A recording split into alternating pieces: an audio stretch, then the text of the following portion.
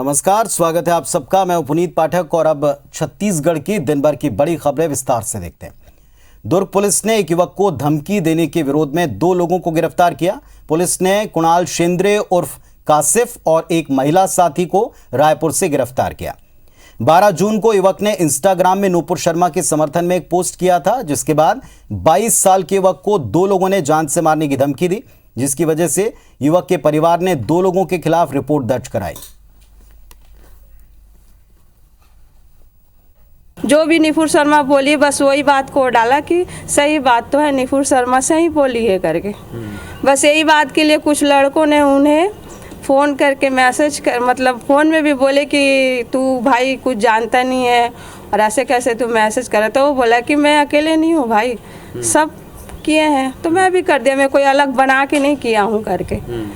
तो फिर वो लड़के लोग बोलते हैं तो अच्छा नहीं किया, तू जानता नहीं है कि इसका नतीजा क्या हो सकता है। आरोपी है कुणाल शेंद्रे, 22 वर्ष, ये रायपुर का रहने वाला है, अपने आप को कासिफ बोलता है। दूसरा आरोपिया जो है रितिका भारती, ये भी रायपुर की रहने वाली है और इस जांच का विषय है कि जान से मारने की धमकी पर से अपराध कायमी हुआ था। उसी पर से हमने इन लोगों की गिरफ्तारी की है और प्रत्यक्ष से प्रतिबंधात्मक कार्रवाई कर रहे हैं। और इस वक्त दुर्ग जिले की हमारी में रहने वाले एक युवक को नुपुर शर्मा के बयान के समर्थन करने के चलते एक धमकी मिली थी। उसके चलते बताया जा रहा है कि दुर्ग पुलिस ने इसमें मामला दर्ज किया था और अज्ञात लोगों के खिलाफ, और उसके बाद जो है 2 लोगों को राजधानी रायपुर से गिरफ्तार किया गया, जिसमें बताया जा रहा है काशिफ उर्फ कुणाल शेंद्रे और उसके अलावा रितिका भारती, इन 2 लोगों को गिरफ्तार किया गया है। और ये राजीव गांधी आवास योजना के इसी जे ब्लॉक में यहाँ पे गिरफ्तार किया गया। बताया जा रहा है कि दोनों आपस में प्रेमी प्रेमिका हैं और इन्होंने अभी उनसे क्यों उसको मैसेज किया, इस बात की जानकारी पुलिस उनसे पूछताछ कर रही है। क्या इन्होंने ये मजाक में किया है या वाकई में सीरियसली ये इन्होंने इस बात की कोई इनसे दुश्मनी है। अभी फिलहाल पुलिस उसमें पूरे मामले में ज्यादा नहीं बोल रही है, लेकिन ये बताया जा रहा है कि इन दोनों को गिरफ्तार करके दुर्ग पुलिस रायपुर से कुमारी ले गई है और वहां पे इनसे पूछताछ की जा रही है। कैमरामैन अनूप के साथ तहसीन जैदी, IBC 24 रायपुर। और इस वक्त हमारी सहयोगी अनुभूति हमारे साथ में जुड़ गई हैं। अनुभूति, ये मामला चूंकि पूरे देश में जिस चीज को लेकर गुस्सा है, उसी में एक कड़ी, एक धमकी और जुड़ गई। इसमें आरोपी भी अब पकड़ में आ चुके हैं, बताएं इसके बारे में। देखिए, मैं आपको बता दूं कि कल इस पूरे मामले में जो है FIR दर्ज की थी दुर्ग पुलिस ने, जिसके बाद आज आरोपी रायपुर से पकड़े गए। आपको इस बारे में थोड़ा और बताना चाहूंगी। दरअसल ये जो पूरा मामला है वो 12 जून का है, जब युवक ने नुपुर शर्मा के पक्ष में पोस्ट डाला था, जिसके बाद 15 जून को उसे जान से मारने की धमकी दी गई थी। लेकिन जब वो पुलिस स्टेशन में इसकी रिपोर्ट दर्ज कराने गया तो पुलिस थाने से उसे वापस लौटा दिया गया, ये कहते हुए कि सोशल मीडिया में इस तरह की चीजें आम होती है, उसे गंभीरता से न ले। जिसके बाद युवक वापस अपने दिनचर्या में लग गया और रोज की तरह वो रायपुर आने जाने लगा अपने काम के सिलसिले में। इसी दौरान रायपुर में एक बार फिर इन्हीं आरोपियों के द्वारा, जिन्होंने उसे जान से मारने की धमकी दी थी, उनके द्वारा इसके साथ मारपीट की गई। इसके बाद फिर उसने कुमारी थाने में पहुंचकर रिपोर्ट दर्ज करानी चाहिए, लेकिन इस दौरान भी उसे ये कहते हुए वापस लौटा दिया गया कि ये जो पूरा मामला है वो रायपुर का है, तो इसमें दुर्ग पुलिस कुछ भी नहीं कर सकती, रायपुर जाकर वो शिकायत दर्ज कराए। जब इस तरह की चीजें हुई तो युवक वापस लौट गया और उसके बाद उसने इन सब बातों की जो चर्चा है वो हिंदूवादी संगठनों से की, क्योंकि उदयपुर का हाल ही में एक बड़ा मामला सामने आया था, जिसके बाद हिंदूवादी संगठनों ने इस पूरे मामले को गंभीरता से लिया और पुलिस के ऊपर दबाव बनाया, वहां पर जाकर हंगामा किया, जिसके बाद कल कहीं जाकर पुलिस ने इस पूरे मामले में रिपोर्ट दर्ज की और आज आरोपी आखिरकार पुलिस के हत्थे चढ़ गए। देखिए, काफी गंभीर विषय था, पुलिस को इसमें गंभीरता से इस पूरे मामले को लेना चाहिए था, लेकिन पुलिस ने गंभीरता नहीं दिखाई। इसकी वजह से 15 दिन से ज्यादा का लंबा वक्त लग गया आरोपियों को पुलिस के पकड़ने में। जी चलिए, बहुत शुक्रिया अनुभूति आपका इस पूरी डिटेल के लिए, पूरी जानकारी के लिए। तो जो घटनाक्रम हुआ और उसके बाद में कुछ लोगों ने जिस तरह से समर्थन वाली पोस्ट डाली, उनको धमकियां मिल रही हैं। अब धमकी देने वालों को गिरफ्तार किया जा रहा है। हालांकि शिकायत में आनाकानी ना हो, इस बात का जरूर ख्याल रखा जाए। जिस तरह की घटना हुई है, इसे लेकर भी कई लोगों की मांग है। वैसे उदयपुर में हुए कन्हैयालाल हत्याकांड के विरोध में आज छत्तीसगढ़ बंद रहा। इसका असर दिखा लोगों के सामने। जिस तरीके से ये मांग रखी गई थी, बात रखी गई थी, लोग खुद आगे आकर इसको समर्थन देते दिखे। ये आप 10 तस्वीरें देखें आम लोगों ने आज सड़क पर उतरकर इस बंद को सपोर्ट किया है। कन्हैयालाल के निर्मम हत्याकांड के विरोध में विश्व हिंदू परिषद और बजरंग दल के द्वारा बुलाया गया बंद था, जिसका असर पूरे देश के साथ छत्तीसगढ़ में दिखा। छत्तीसगढ़ में चेंबर ऑफ कॉमर्स ने इसको अपना समर्थन दिया। सुबह से व्यापारियों ने अपनी दुकानों को बंद रखा। आम लोगों ने खुलकर इसका समर्थन किया।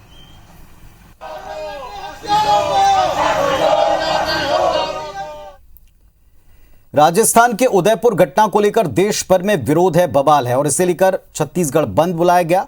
कैबिनेट मंत्री रविंद्र चौबे ने इस पर प्रतिक्रिया में कहा कि बंद को लेकर कुछ कहना नहीं चाहते। बंद का आयोजन कहीं सफल कहीं असफल रहा। उन्होंने कहा उदयपुर घटना के लिए सुप्रीम कोर्ट ने नूपुर शर्मा के बयान को जिम्मेदार बताया है।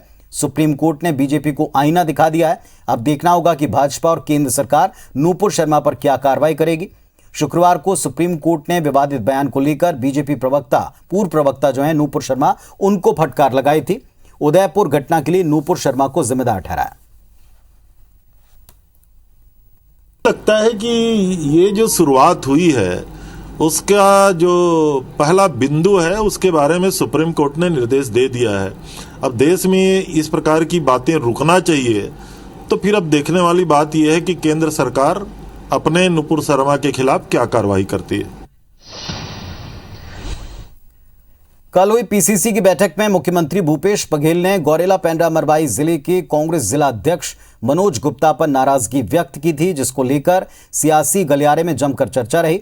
सोशल मीडिया पर आज सुबह यह मुद्दा छाया रहा। ऐसे कयास लगाए जा रहे हैं कि मनोज गुप्ता इस्तीफा देंगे, लेकिन ऐसा हुआ नहीं।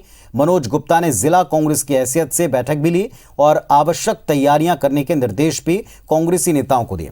मीडिया से बातचीत करते हुए मनोज गुप्ता ने कहा कि मुख्यमंत्री के मुझसे नाराज होने का जो समाचार मीडिया के जरिए मिला है, सीएम जैसा चाहते हैं वैसा ही होगा। फिलहाल मैं इस्तीफा नहीं दे रहा हूं, पर पार्टी संगठन और वरिष्ठ नेता होने के नाते उनका निर्देश जिस तरह का होगा वैसे मान्य करेंगे।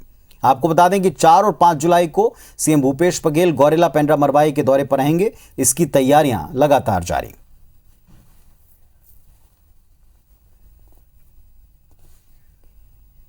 छत्तीसगढ़ कांग्रेस कमेटी राज्य के सभी जिलों में राजीव भवन का निर्माण कर रही है। पिछले साल राजीव गांधी की जयंती के अवसर के ऊपर कई जिलों में राजीव भवन का लोकार्पण हुआ था। इस साल भी आगामी 20 अगस्त को बलौदाबाजार, रायपुर और कवर्धा समेत कई जिलों में राजीव भवन के लोकार्पण करने की तैयारी चल रही है। इस संबंध में कार्यकारिणी की बैठक में चर्चा हुई। छत्तीसगढ़ में कांग्रेस के 36 जिला और शहर संगठन हैं। प्रदेश कांग्रेस अध्यक्ष मोहन मरकाम ने बताया कि साल 2023 विधानसभा चुनाव सभी जिलों के राजीव भवन से संचालित किए जाएंगे।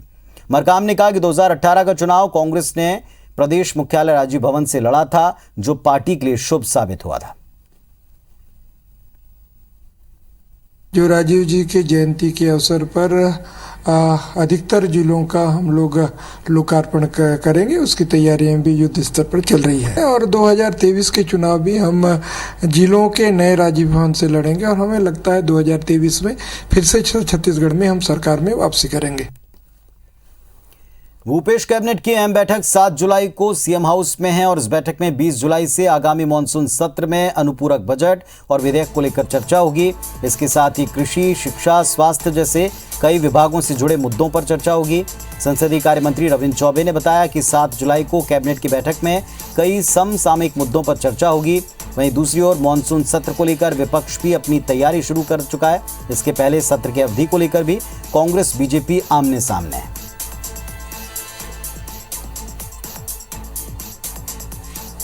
तारीख में समय है, मंत्रिमंडल की बैठक है, आने वाले विधानसभा में प्रस्तुत होने वाले अनुपूरक, अन्य विधेयक और अभी जो समसामयिक चर्चा है वो उसका कैबिनेट का हिस्सा होगा। राजधानी रायपुर में रियल एस्टेट अपीलेट ट्रिब्यूनल के नवनिर्मित भवन का लोकार्पण किया गया। मॉल श्री विहार कॉलोनी में बने भवन का लोकार्पण मुख्यमंत्री भूपेश बघेल ने वीडियो कॉन्फ्रेंसिंग के जरिए किया। मुख्यमंत्री ने कहा कि रियल एस्टेट एक्ट 2016 के तहत रियल एस्टेट सेक्टर से जुड़े विवादों के निराकरण के लिए रेरा और real estate appellate tribunal forum बनाए गए हैं।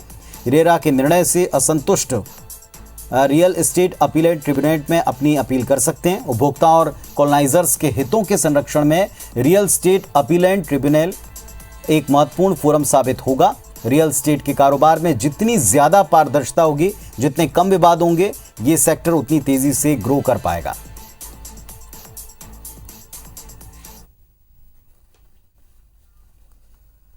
नौ साल तक इसरो के चेयरमैन रह चुके पद्म विभूषण कृष्ण स्वामी कस्तूरीरंगन श्रीरावतपुरा यूनिवर्सिटी के दीक्षांत समारोह में मानद उपाधि ग्रहण करने रायपुर पहुंचे और इस दौरान IBC 24 संवाददाता संदीप ने उनसे खास बातचीत की है।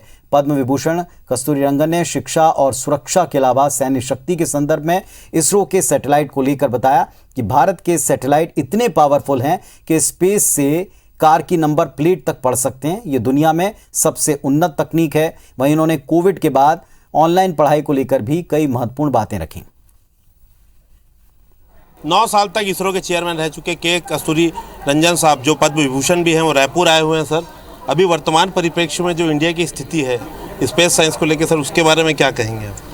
इंडिया का स्पेस रिसर्च और स्पेस साइंस दोनों अच्छी तरह, अभी डायरेक्शन तो अच्छी तरह मिला है।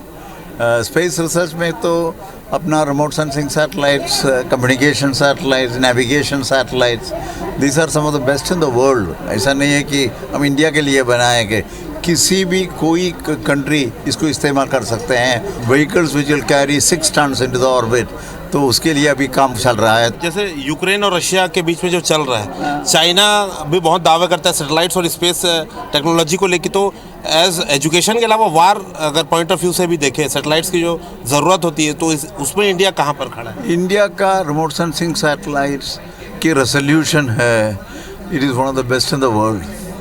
मैं उतना ही बोल सकता हूँ, क्योंकि एक बार आपको तो एक सैटेलाइट की रेजोल्यूशन काफ़ी अच्छा है तो कुछ भी कर सकता है। हमें तो कार का नंबर प्लेट का नंबर भी वहाँ से लगा सकता है, कितना क्या है करके। मंगलयान जो गया था, तो उस समय ऐसा पॉलिटिकल सिनारियो हो गया था कि सरकारें बदली हैं तो डेवलपमेंट भी उस हिसाब से होता है। मैं नरसिम्हा राव से साथ में काम किया है, इंद्र कुमार गुजराल से काम किया है, फिर देवेगौड़ा से काम किया है, वाजपेयी से 4 बरस काम किया है, फिर मनमोहन सिंह से भी काम किया है।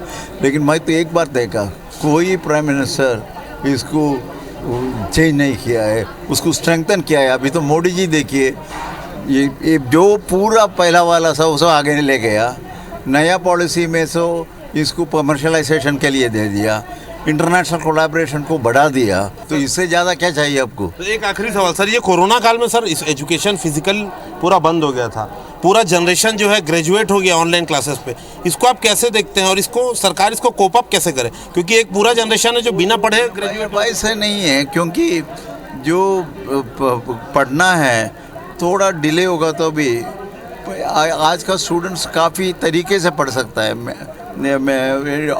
डायरेक्ट पढ़ सकता है, ऑनलाइन में पढ़ सकता है। न्यू पॉलिसी में तो एग्जामिनेशन का 360 राउंड कार्ड्स, रिपोर्ट कार्ड्स होगा, तो उसमें तो हर वीक में रिपोर्ट होगा।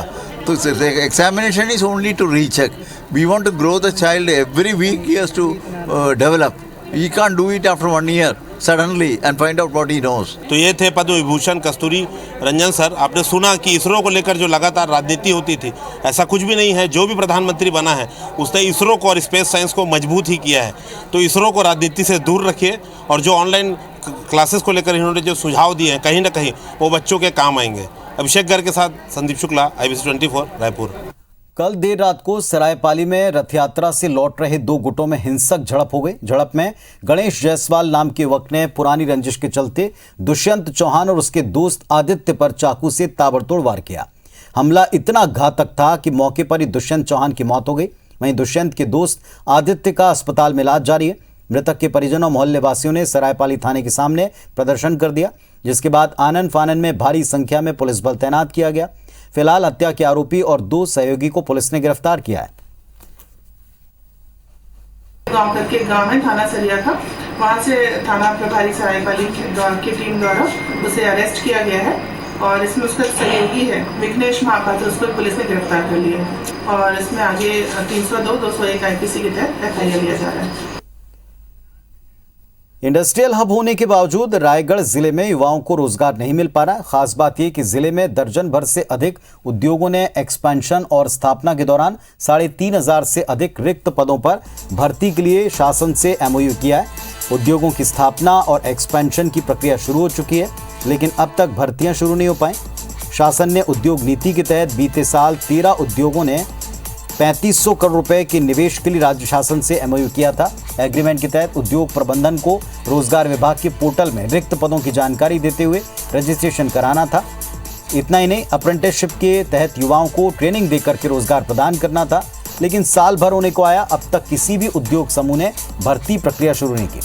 वहीं पूरे मामले पर जिला रोजगार अधिकारी ने कहा कि कोविड की वजह से कुछ देर हुई है, जल्द ही रिक्त पदों पर भर्ती के प्रयास किए जा रहे हैं। 3000 से अधिक स्थानीय युवाओं को रोजगार देने की बात कही गई थी, लेकिन आज तक इस मामले की जानकारी न तो उद्योग विभाग को है, न स्थानीय प्रशासन को है। उद्योगों पर लगाम न तो राज्य सरकार का है, न स्थानीय प्रशासन का है। जितने भी नवीन प्रस्तावित या पुराने उद्योग हैं, उनसे रिक्तियों की जानकारी हम लोग प्राप्त कर रहे हैं। उद्योग विभाग और ITI के माध्यम से विभिन्न प्रकार के ट्रेड से रिलेटेड अप्रेंटिसशिप में भरपूर ट्रेनिंग दे करके आवेदकों को लाभ मिले, ऐसा पूरा प्रयास किया जाए।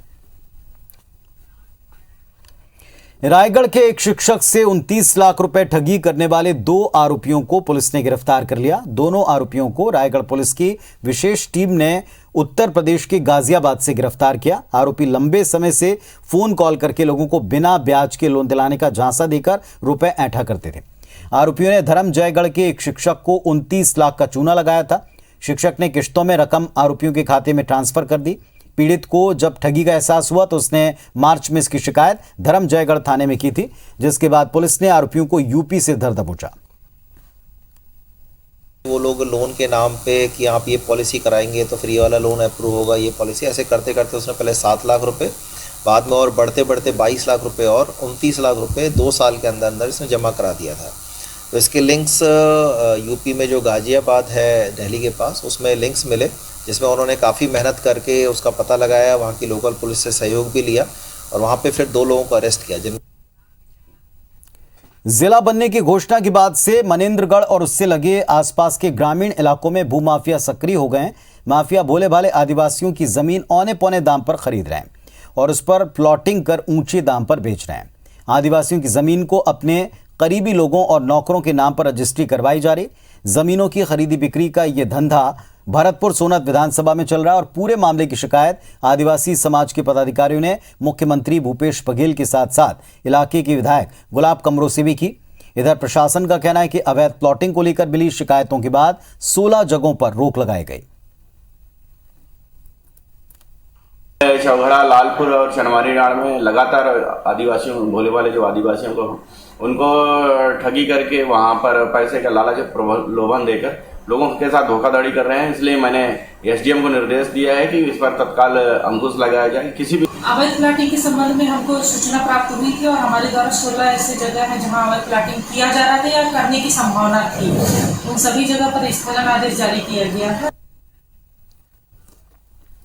बलरामपुर में बिजली विभाग की बड़ी लापरवाही सामने आई। बसेरा कला गांव में पिछले 1 महीने से बिजली नहीं आ रही और इस वजह से गांव के 20 परिवार 1 महीने से अंधेरे में जीवन जीने के लिए मजबूर हैं। दरअसल दादरपारा में लगा ट्रांसफार्मर 1 महीने पहले चोरी हो गया, लेकिन अभी तक बिजली विभाग ने नया ट्रांसफार्मर नहीं लगाया। ग्रामीणों ने कहा कि बिजली नहीं होने की वजह से बच्चों की पढ़ाई प्रभावित हो रही है। पढ़ाई के लिए दिए और मोमबत्ती तक का सहारा लेना पड़ रहा है। बिजली न होने की वजह से खेती का काम भी प्रभावित हो रहा है। वहीं मामले की जानकारी के बाद कलेक्टर विजय दयाराम ने जल्द ही गांव में नया ट्रांसफार्मर लगवाने की बात कही।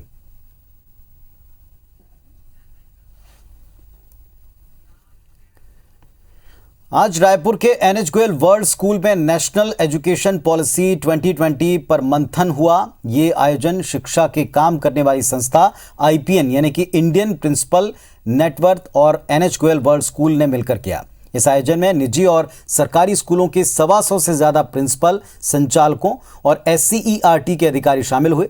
मंथन के पहले NH गोयल स्कूल के छात्रों ने पढ़ाई के साथ खेल और मनोरंजन थीम पर विशेष प्रस्तुति दी।